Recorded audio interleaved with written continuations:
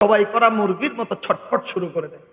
তখন এই সূরা আল মুমিনুনের 115 নম্বর আয়াত, আফা হাসিবতুম আন্নামা খলাকনাকুম আবাসাও ওয়া আন্নাকুম ইলাইনা লা তুরজাউন, এই আয়াতটা কয়েকবার পড়ে পানিতে ফুঁক দিয়ে দিয়ে ওই মেয়েটাকে পানিটা খাওয়াই দেবেন, দেখবেন পেটের ব্যথা আল্লাহর রহমত চলে যাবে।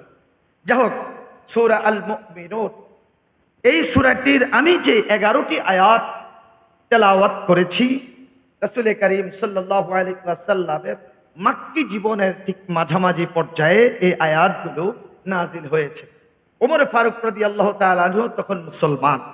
ওমর রাদিয়াল্লাহু তাআলা আনহু বলেন, আমি রাসূল সাল্লাল্লাহু আলাইহি ওয়াসাল্লামের সামনে বসা, হুজুর সাল্লাল্লাহু আলাইহি ওয়াসাল্লাম হঠাৎ করে নীরব নিস্তব্ধ নিথর হয়ে গেলেন। আর আমরা দেখতে পাচ্ছি রাসূল সাল্লাল্লাহু আলাইহি ওয়াসাল্লামের মাথা থেকে টপ টপ টপ টপ করে ঘাম ঝরছে। ওমর রাদিয়াল্লাহু তাআলা আনহু ইশারা করলেন কয়েকজনকে, সবাই নীরব থাকো, সম্ভবত রাসূলের প্রতি ওহী নাজিল হচ্ছে।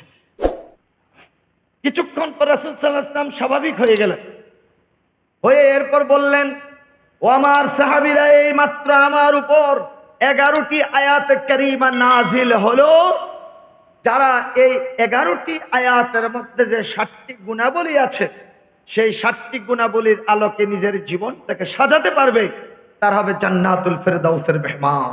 সুবহানাল্লাহ। আমরা কি জান্নাতুল ফেরদাউসে যেতে চাই? তো সবাই জান্নাতে যেতে চাই না এমন কে আছেন? দুই একজন একটু থাকলে হাত উঠান তো দেখি। একজনও নাই? মাশাআল্লাহ, সকলের হুঁশ আছে। বাংলাদেশের কোনো এক জায়গায় মাহফিল করতে গেলাম, ভাষাটা বললে আমার আব্দুল কুদ্দুস ভাই হয়তো বুঝে ফেলবো, উনি তো সারা দেশের বিভিন্ন জায়গায় দায়িত্ব পালন করছে। তো আমাকে রাত 2:30টার সময় উঠেছে, সেখানে প্রধান বক্তাকে রাত 2:30-3টার সময় উঠে গিয়ে বললাম, ভাই সাহেব, জান্নাতে যেতে চান কে কে? 2 হাত উঠান। সবাই 2 হাত উঠেছে, মাশাআল্লাহ, হাত নামান। জাহান্নামে যেতে চান কে কে? 2 হাত উঠান। এখন সবাই 2 হাত উঠেছে। বললাম যে, আও কি তো, আপনারা কোন দিকে যাইতে চান? কয়, হুজুর আপনি যে বাম বলেন, আমরা হে বাম যাইতে চাই।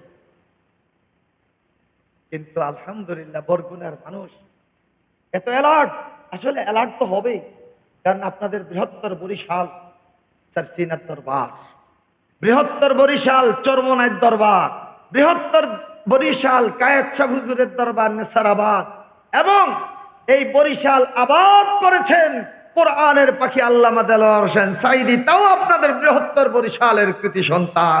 ঠিক না বে ঠিক? অতএব বৃহত্তর বরিশালের মানুষ তো ট্যালেন্টেড হবেই।